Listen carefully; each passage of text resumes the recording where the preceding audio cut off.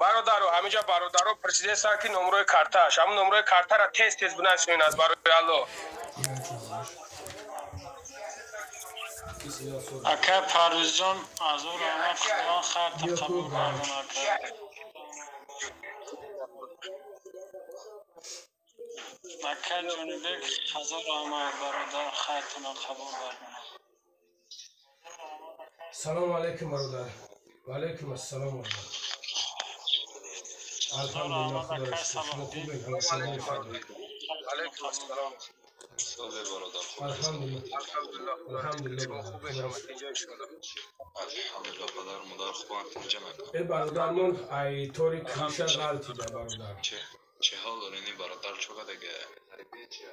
بله بله در کجایی که بچه چه در جای گپ زد ایزو نکش به یکم چی انشالله همه یا برادرم در کجایی که بچه چه در جای گپ زد ایزو نکش انشالله همه یا برادرم یا کام در صدا بهترین اکا جان سلامتیت خوبه انشالله که بهتره خیلی چکنین اکا جان در اینجا بنویسین نام اکاتون الحمدلله چنین درست انا استگان الله نوشته چند نمره کارتا هزار رحمت اکرم اسرائیل گاب نیست بنویسین انشالله که ما چی میتونیم چنین درست انشالله که جردن بکنیم مالی هزار رحمت الله کرد گاب نیست که کیختا نگاه کنه که الله نگهبان انشالله که با خیلی برسیم میگیریم خواب اکا جان الله نگهبان تو مشاکو اکا سعید جان هزار رحمت خدا دوان خیرتون قبول گردونه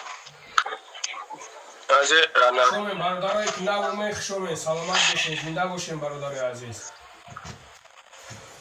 شما برادرای که نومیخ شما سلامت باشین زنده باشین برادرای عزیز انشالله که خوب است برادر قوت با توانایی کدامید که چند که میتونید پارتین انشالله که خوب است